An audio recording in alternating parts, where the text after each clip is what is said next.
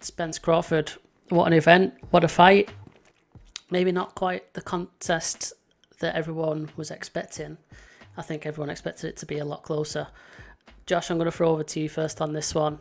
Give us your verdict. Crawford wins. Brutal stoppage. Go for it. Man, even leading into the very last minute, I was saying, hey, I think it's going to go split decision. Oh, this is so close, 50-50. That's what I was telling people. I had switched up from what I had indicated probably several months back. And those eyes just seemed to continue to get tightened. And I was expecting it to be a very competitive fight all the way up through the end. Excuse me. One of the things that I was thinking about is how the vicious body work that we associate with Spence, how that would be applied, and how Crawford would react to that later in the fight.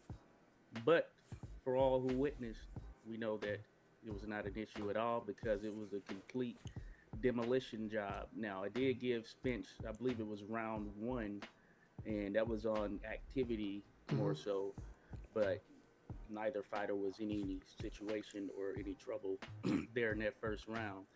But from round two on, demolition job, destruction, what we would say.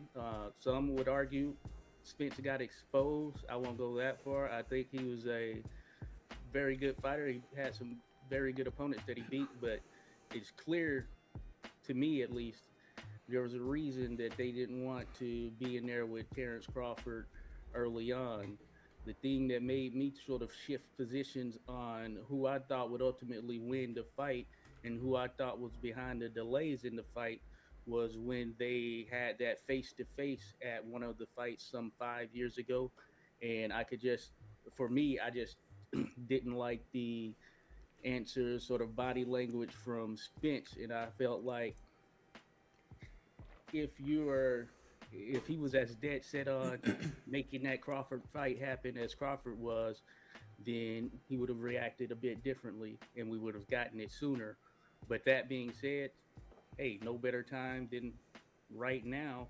And we just so happen to get this fight right now, even though it's probably a little bit or 4 years beyond when we were initially thinking. But it wasn't a case where it was like Mayweather Pacquiao, where anyone had been knocked out by another fighter or anything of that nature. So I think it lived up to certain expectations as far as just the build up and then the intensity for the fight, especially there in those early rounds. But we saw that Terence Crawford was just a level above, it seems. If not a level above, then just a notch above where Spence can reach from a peak standpoint as far as his skill set is concerned. And Crawford just systematically broke him down. The jab was a key aspect of it. I mean, Crawford needs to start getting recognition as one of the best jabs in boxing if he's not already. Up there, certainly, maybe the best. We don't typically think about that, but he was actually hurting Errol Spence with the jab. So it was as though Spence just wasn't even prepared for anything other than a power shot coming from Crawford. So just excellent display by Crawford. I think he showed that he's the standout of this era, and he is one that will, when it's all said and done, be mentioned amongst the legendary names. And also, I will say that this fight, just given what Crawford did, it was better than Mayweather Pacquiao, for instance, which was another fight that had this high billing or whatever, but it didn't quite deliver. Crawford is one of those guys who is like an assassin heat seeking missile, and there was no way he was going to allow Spence to get out of there scotch free. He wasn't letting it go to decision. He wanted this to be definitive. And if you look at his comments, even post fight, it just shows you he had all this built in and it all boiled over. He was just waiting for his chance and he was confident and it showed. Absolutely. You said it right there. It's like a systematical breakdown of Spence. No one really saw it coming. Alex, what did you make of the performance? Coming into this fight, it was two of the top fighters in the world going at it. Everyone expected it to be a tremendous battle, something to remember. Two titans clashing, and that round one, Spence came out well. He was pumping the jab. I had questions about his foot speed, and it looked like he was keeping up with what Bud was doing. And then round two happened, and once round two happened, that was the beginning of the end. It was the start of a one-sided beatdown. Crawford was capitalizing on every mistake Errol was making, and the biggest one we saw was led to the knockdown. Errol reaching to the body with a jab, not protecting himself, keeping his backhand away from guarding his chin, and he got hit with a hard 2-1. Like you said, the jab of of Crawford showed it was superior, and not just superior to Errol's, but maybe one of the best in all of boxing. Man, we expected to see something memorable, and I think it's exactly what we got. That was one of the greatest performances I've ever seen from a top level fighter. You know, he showed he was leaps and bounds over Errol. It doesn't mean Errol's a bad fighter. It just truly speaks to the greatness of Terence Bud Crawford. He deserves every flower. He deserves everything you could say good about somebody. You should be saying it about Terence Bud Crawford. He said he would do this. He said he would dominate. He said he would win. He did everything possible to go ahead, get in the ring, and defeat Errol Spence. I'm hearing a few excuses, quote unquote, I should say. People saying he looked drained. Yeah. He stayed at the weight class too long. But it's funny because I'm sure a lot of those people were picking him to win. So, let's Hmm. let's keep it how you were beforehand. If you thought he was gonna win, this is he got proven that he was not the better fighter. What could be next for either of them? I God, I hope it's not an immediate rematch. Regardless of Yeah. weight, one of my friends said that fight could happen at 175, and it'll be basically around the same thing. So, man, what a tremendous week of boxing, and I think Terrence Bud Crawford has cemented himself at number one pound for pound, and one of the greatest fighters of all time with a performance like that. Yeah, I absolutely agree. I think for the most part on social media and such, there's not actually been such a massive fallout of people taking sides. I think everyone just is heaping praise on Crawford that they might not otherwise have done before the fight. There's a lot of comments up there that he never got the respect he deserves and all of that, and he was never the ace, the A side fighter on a lot of cards, and he's done things the hard way, and now he's reaping all the rewards. I think he's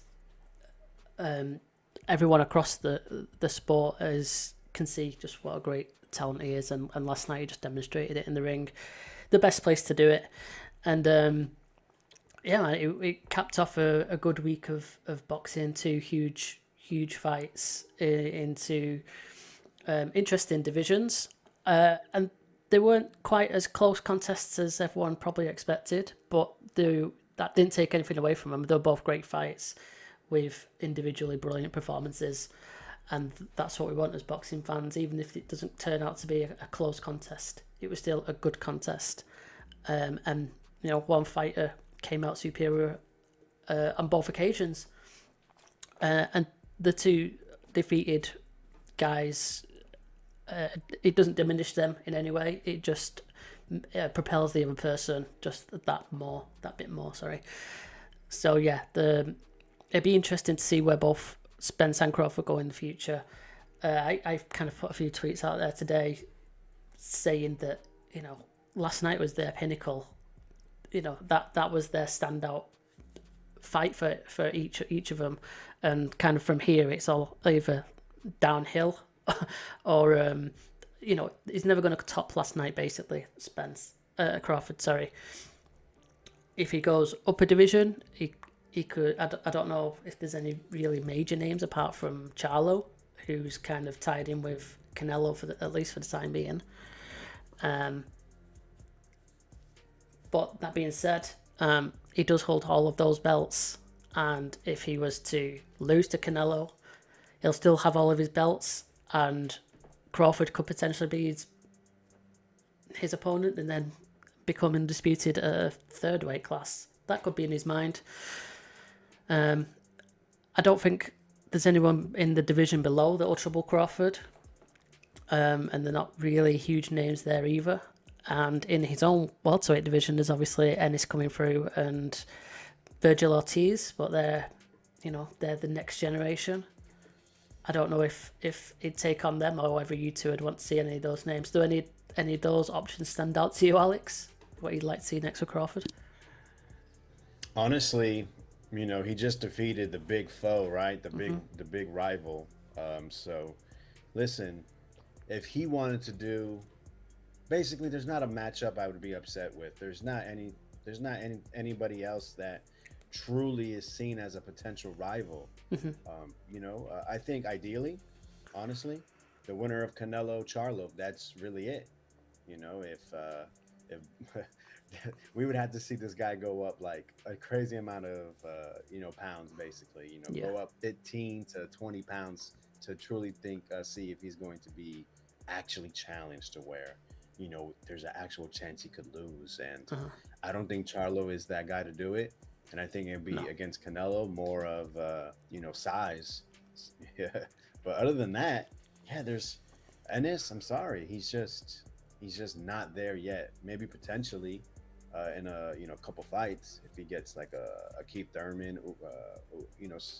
I'd say Keith Thurman or Keith Thurman Ugas win if they match up. I'd say. But other than that, there just really isn't somebody I give an actual chance. Besides more than a puncher's chance. How about that? So yeah, I think this is exactly why I put it out there. There's not actually many options for Crawford really that are of much interest, and it's he's still got plenty left in the tank, so he's definitely going to keep fighting on. It's just where does he go? He needs to stay at this level, and that's why I'm possibly thinking maybe Charlo, even if Charlo does lose to Canelo, just for that undisputed third weight thing, as it's another feather in the cap, so to speak. Any thoughts for you, Josh, on that potential future opponents for Crawford? Yeah, I'm pretty much on the same board. I hadn't thought of that Canelo thing, but that certainly would be a very interesting one for sure. I think Ennis might be a little bit more competitive from the look as far as the early part of the contest, but I do think that Crawford is a better fighter at this point than Jaron Ennis. Virgil Ortiz seems to be having some issues just from a health perspective and actually making weight at 147, and therefore it will likely be fighting at 154 his next time out. So that one even don't know how that'll look.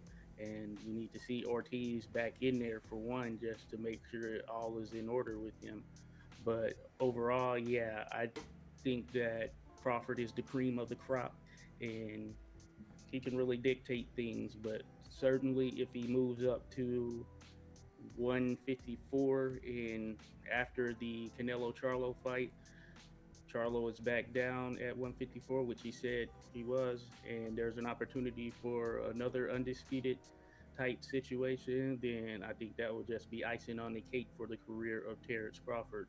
So that's what I look forward to, just if that fight's going to happen. Yeah.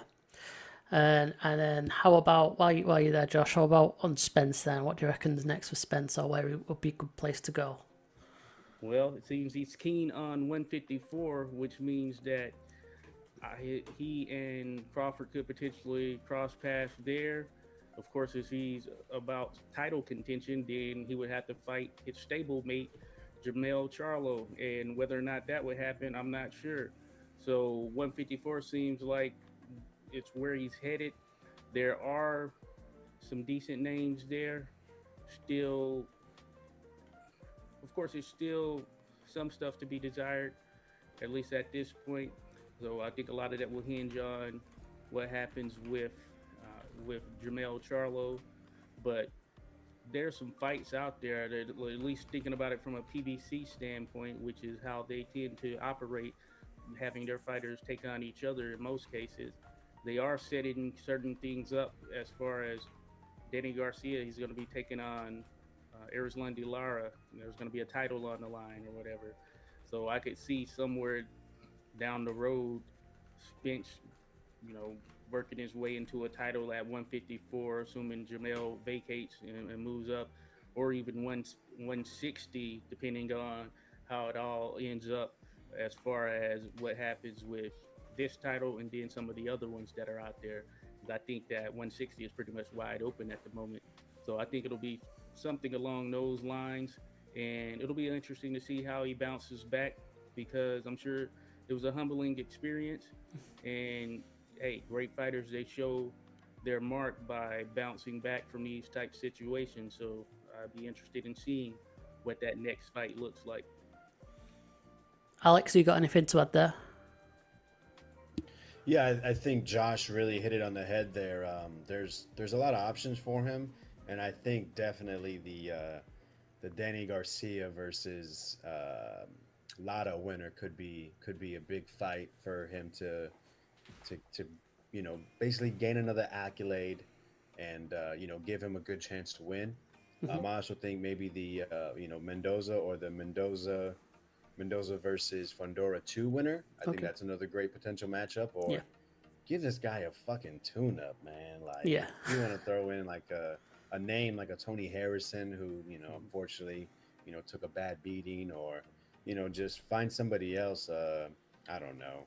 Just someone that he can go ahead and gain some confidence because, that type of beating he just took, I think, took a lot of confidence away. And that's very important when you're a fighter. Yeah, no, that'd be the right move, absolutely. Up into a new division, coming off a loss, you wouldn't begrudge him a kind of a bit of a tune-up fight next. So that'd be fair enough. Stay active, though. Yeah, absolutely. Got to keep staying active.